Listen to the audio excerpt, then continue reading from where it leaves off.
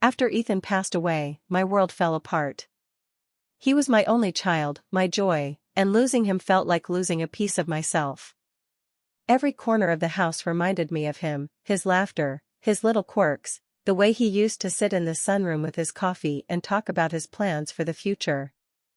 I thought nothing could hurt more than this loss. But then, I discovered something even more painful.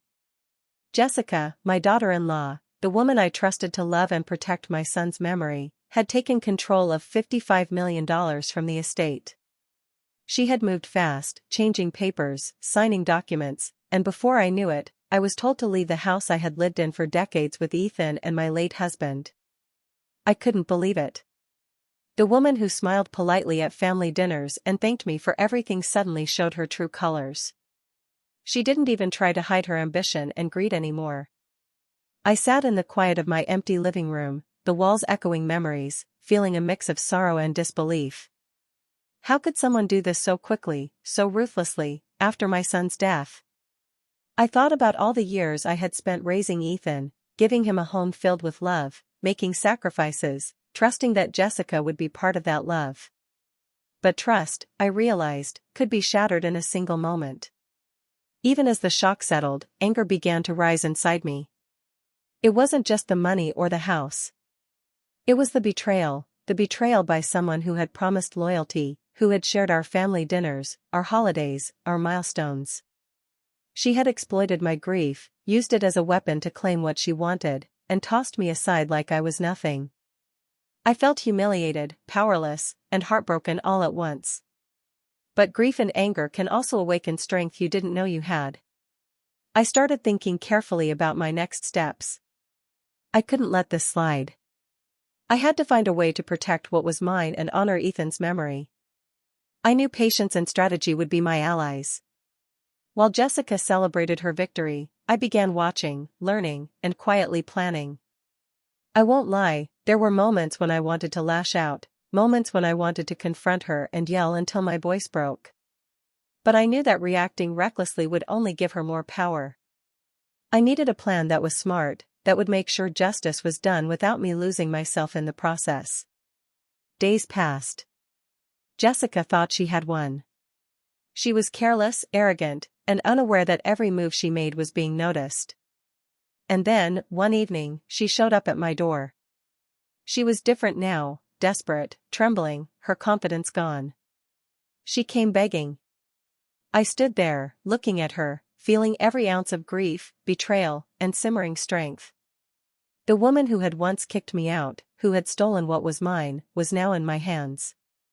And in that moment, I realized that even in the darkest times, there is a way to rise, to reclaim what's yours, and to make sure betrayal doesn't go unanswered. After Ethan's death, managing the family estate felt impossible. Every document, every decision reminded me of him. I was grieving deeply, but the responsibilities didn't stop. Bills needed paying, properties needed upkeep, and the family business required attention. I tried to keep it together, but the pain made everything harder. At first, I didn't notice how Jessica was changing. She stayed polite on the surface, but friends and relatives began pointing out how cold and calculating she had become. She smiled when she spoke to me, but there was a sharpness behind her eyes that I hadn't seen before. I began to feel uneasy around her, but I wanted to believe she was just grieving too. Slowly, Jessica started cutting me out of important decisions. She claimed it was for the family's sake, insisting that I needed rest and shouldn't handle anything heavy. At first, I trusted her words, thinking she was just trying to help. But soon, it became clear she was making choices without me, ignoring my questions, and dismissing my concerns. Every time I asked about a property, a bank account, or a business decision, she had an answer ready that left me powerless. The tension in the house grew. I could feel it in every conversation, every glance. Friends noticed I looked tired, worried, and heartbroken. The betrayal stung more than Ethan's death sometimes, because the person doing it smiled while she did it. She had no respect for my role as Ethan's mother, as the owner of the family estate, or as someone who had poured her life into this family. Then came the first real shock. One morning, I tried to access the family bank accounts to pay some bills, and I was locked out. My keys to certain properties no longer worked. Documents I needed were suddenly misplaced, and calls I made to lawyers and managers were ignored. Jessica had made her first bold move, showing me clearly that she was taking control, and there was nothing I could do about it, at least not yet. Sitting in my quiet living room, staring at the empty mailbox and the locked doors, I felt a mix of sadness, disbelief, and anger. She wasn't just ambitious, she was ruthless. Everything Ethan and I had worked for, everything I had trusted her with, she was quietly taking away. Even in that helpless moment, a small fire started inside me. I knew I couldn't react blindly. She was strong and aggressive, but patience and strategy could be stronger. I began observing her carefully, paying attention to her habits, her mistakes, and the way she flaunted control. I would need all of that to reclaim what she was stealing. The first blow had been dealt, and I had felt it deeply. But I also realized something important: this was only the beginning. And if she thought she had won, she was about to learn that betrayal can awaken strength in ways she never imagined. One morning, a letter arrived that stopped my heart. It was from the family attorney, but the words on the page felt like a punch. Jessica had legally taken control of $55 million of the family wealth.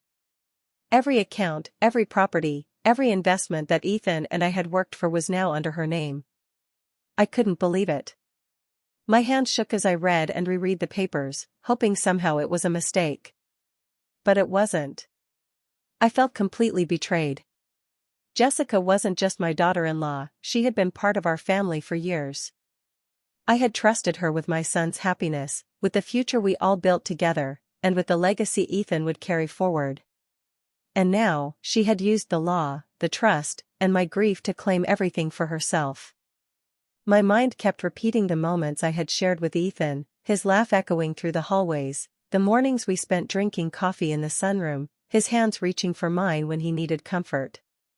Those memories felt like a knife twisting in my chest because Jessica had turned those moments into an opportunity for betrayal. I walked through the mansion, touching the walls, the furniture, everything that once held his presence. It was all mine in memory, but in reality, it belonged to her now. I remembered decorating Ethan's room when he was a boy, helping him with his school projects, and celebrating every small victory in life. Those happy times were gone, and in their place was a hollow feeling of shock and injustice. Then Jessica appeared, calm and polite, as if she had done nothing wrong. She told me it was for my peace that I should leave the mansion. She said the house was too big for me now, that I needed rest, that everything was better this way after my tragedy. I looked at her, stunned, unable to speak. Her smile was the same, but it had turned into something unrecognizable, a mask covering ambition and cruelty. Packing my things felt surreal. I had spent decades building a home, filling it with love, laughter, and memories of Ethan and my husband. And now, under the guise of peace and care, she was forcing me out. Every step I took, every box I carried, felt like another confirmation that my life had been rewritten without my consent.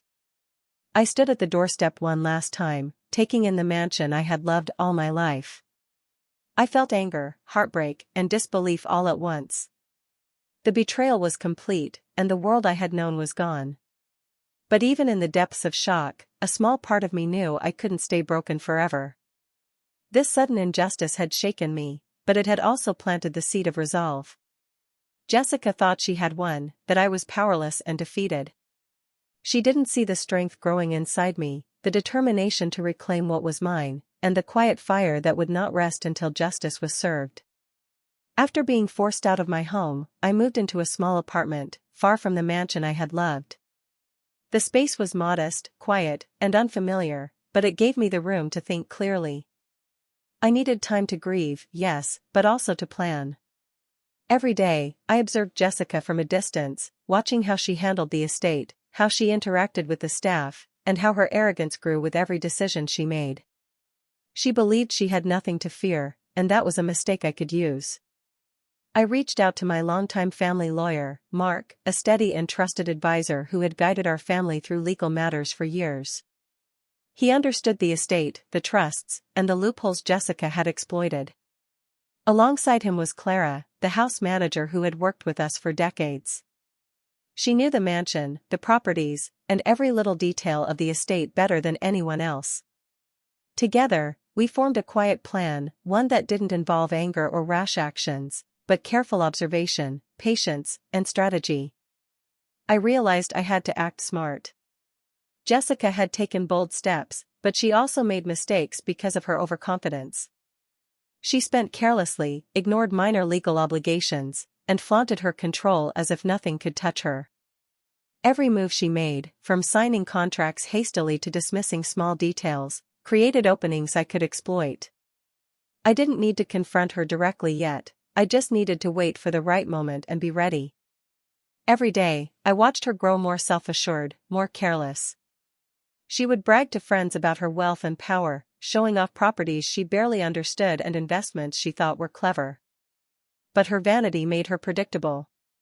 She started attending events where she could be noticed, flaunting wealth and influence, but leaving behind mistakes in paperwork, agreements, and even minor legal filings. One afternoon, while reviewing some documents quietly at my apartment, I noticed a pattern. Jessica had overlooked a critical clause in a property transfer. She had assumed no one would question it, too busy celebrating her own victory to realize it left a door open. It was a small error, almost invisible, but it was exactly the opportunity one needed. I felt a mix of satisfaction and anticipation. Finally, there was a crack in her armor, and I could see the first real path toward reclaiming what she had stolen. I didn't rush, I just let the knowledge settle, knowing that when the time came, I could act decisively. For the first time since Ethan's death, I felt a spark of hope. Jessica's arrogance had given me a chance. She believed herself untouchable, but I knew better. With Mark, Clara, and careful planning, I was ready to turn the tables. The first mistake had been made, and I was watching, waiting, and preparing to strike. I began my first strike quietly, without alerting Jessica. Using the small openings she had left, I started reclaiming parts of the estate she thought were untouchable. Some bank accounts had been overlooked, tucked away under old names and trusts. Others were in properties she hadn't fully examined. I worked carefully with Mark, double-checking every document, every detail, making sure nothing could be traced back to me. At the same time, Jessica continued to flaunt her new control. She hosted parties, made lavish purchases, and signed contracts without concern. She believed herself untouchable, basking in her apparent victory over me. It was almost cruel to watch her celebrate while I quietly retrieved what was rightfully mine. But I reminded myself that patience and discretion were key. Any misstep could ruin everything I had worked toward. Every small success brought a strange mix of emotions. On one hand, I felt a surge of empowerment. After months of helplessness, seeing her mistakes turn into opportunities was satisfying. On the other hand, anxiety always lingered, reminding me how easily the plan could fail if I grew careless. It was a delicate balance, and I had to stay calm, focused, and composed at all times. Jessica began to notice that something was off. Certain accounts seemed different, some documents were missing, and a few properties had minor discrepancies. She questioned her advisors, retraced her steps, and tried to understand what was happening. But she couldn't figure it out. Every time she thought she had a clue, the trail went cold. I had covered my tracks well, and the tension built as I watched her grow frustrated and paranoid. The more she struggled, the more overconfident she became in other areas, not realizing her foundation was already cracking. She still underestimated me, believing I was weak, defeated, and incapable of acting. Little did she know, every small victory I took was not only reclaiming my assets but also testing her reactions, learning her patterns, and preparing for the next, bigger move. By the end of this stage, I had successfully regained control over several hidden assets without her knowledge. I could see her arrogance fading in small ways, her confidence shaken, though she would never admit it.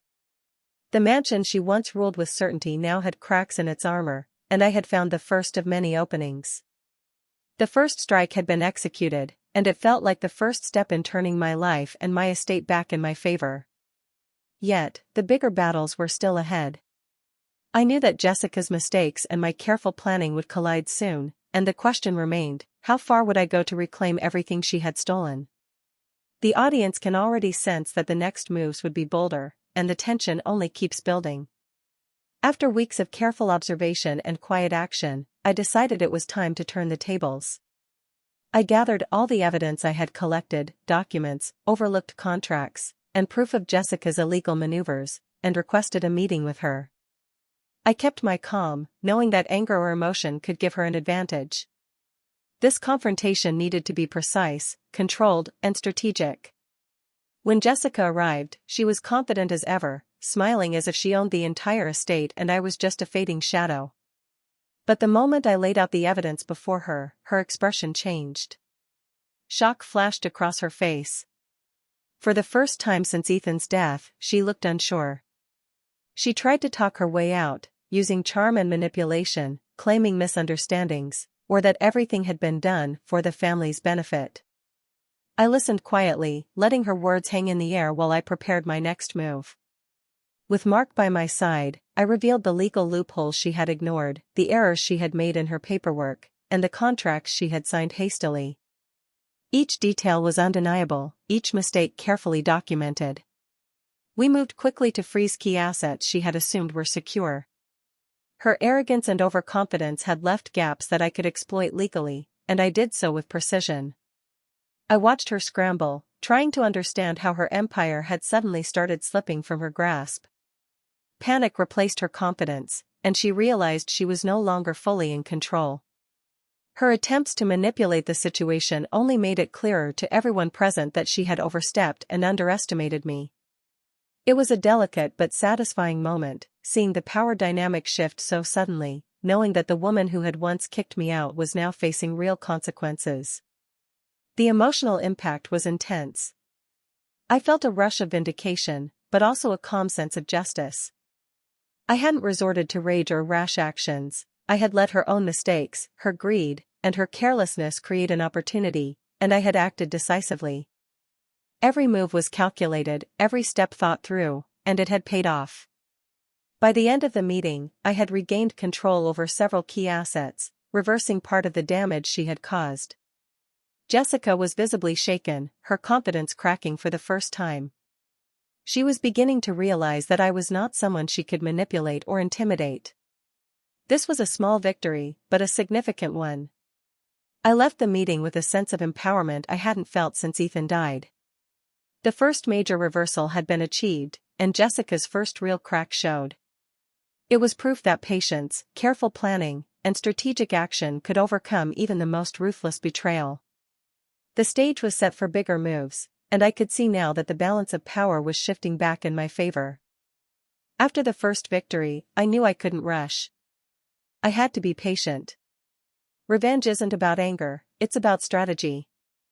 I started using patience as my weapon, letting Jessica believe she was still in control while quietly planting seeds of doubt in her mind. Small hints, carefully placed, made her question her own decisions, her advisors, and even her understanding of the estate. At first, it was subtle.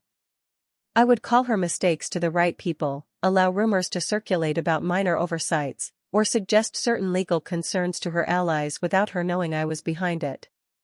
Slowly, I watched as paranoia began to creep in.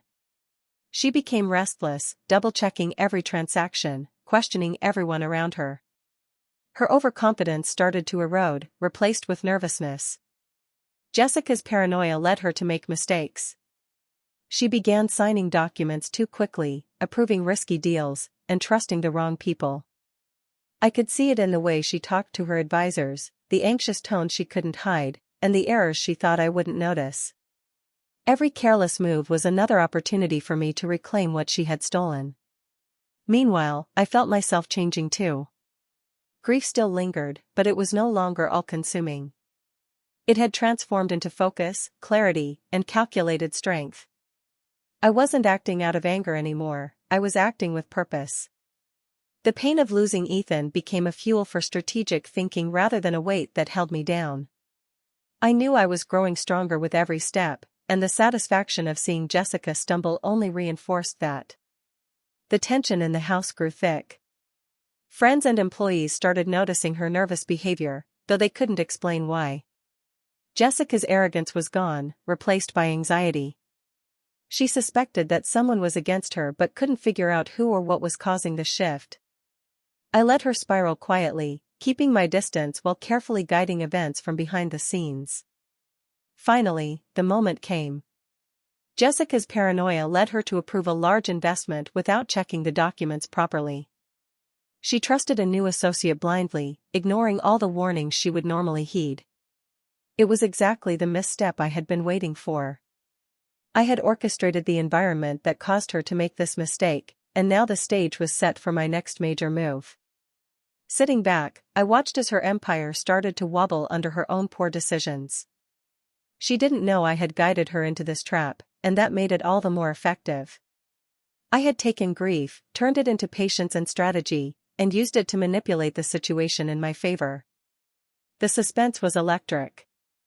Jessica's next blunder would be bigger, more irreversible, and I could already see the opening that would allow me to reclaim even more of what she had stolen. The game had only just begun, and I was now in control. The day of the big reveal arrived. I gathered everyone who mattered, family members, trusted lawyers, and key business partners. Jessica had grown careless, her mistakes piling up, and it was time to bring everything to light. I presented the documents, the evidence of her greed, her mismanagement, and her illegal maneuvers. Every paper, every contract, every loophole she had ignored was laid bare. The reactions were immediate. Family members looked shocked, unable to believe someone they had welcomed into their home could betray them so completely. Lawyers reviewed the evidence and confirmed that Jessica's control over the estate was built on shaky, illegal ground. Business partners, who had once trusted her decisions blindly, now questioned her every move. For the first time, her empire began to crumble under the weight of exposure. Jessica's face went pale. The confident, smug woman I had seen for so long was replaced by fear and desperation. She tried to talk, to explain, to manipulate the situation, but no one would listen. Her excuses fell flat. Every attempt to save herself only made her look guiltier. The room was silent, heavy with tension, and I felt a strange mix of sorrow and satisfaction. I stepped forward, calm and composed. I didn't yell, I didn't plead, and I didn't lose control. I simply stated the facts, one by one, showing how she had betrayed trust, taken advantage of my grief, and attempted to claim what was never hers. Her eyes widened with every point I made. She finally understood that she had miscalculated, that her arrogance and carelessness had led to this moment. When she saw that there was no escape, she began to beg. Her voice trembled as she asked for mercy, for forgiveness, for some way to undo the damage she had caused. But I stayed firm. I didn't need to humiliate her further, because the evidence spoke for itself. She was defeated not by anger, but by careful planning, patience, and strategy. The emotional weight of the moment was intense. For months, I had lived with grief, betrayal, and helplessness. Now, seeing Jessica confronted with the truth, seeing the consequences of her actions unfold, I felt a deep sense of catharsis. The audience could feel it too, the satisfaction of betrayal finally being held accountable, the justice that had been long delayed, and the strength it took to face someone who had wronged you so completely. Jessica's desperation grew with every passing second. She realized she had been completely outmaneuvered, that every move she had made had been anticipated and countered. Her empire was no longer safe, and she had no one to blame but herself. I watched silently as she struggled to regain control, knowing that the balance of power had finally shifted completely in my favor. This was the turning point. Jessica had lost, and I had reclaimed not just assets, but dignity, strength, and the sense that justice could be achieved through patience and clever action. A few days after Jessica's empire began to crumble, she came to my door. I wasn't surprised, her desperation was obvious to anyone who had watched the way she had lost control. She stood there, shaky and pleading, asking for forgiveness, for guidance, and even for help. Her confidence was gone, replaced with fear and regret. She realized that her arrogance had cost her everything she thought she had gained. I listened quietly, letting her words wash over me. I felt the sting of betrayal again, but I didn't let it control me. I stayed calm, steady, and composed, refusing to let anger or bitterness guide my response. I could see that she was desperate, that she had come to me because she had no one else to turn to. And I understood why she was begging.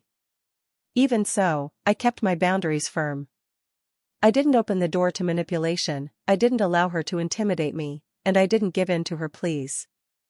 I had won this battle, not by cruelty, but by patience, careful planning, and a steady mind. My strength was in my control, in knowing when to act and when to step back. I could show mercy without sacrificing my dignity or my position.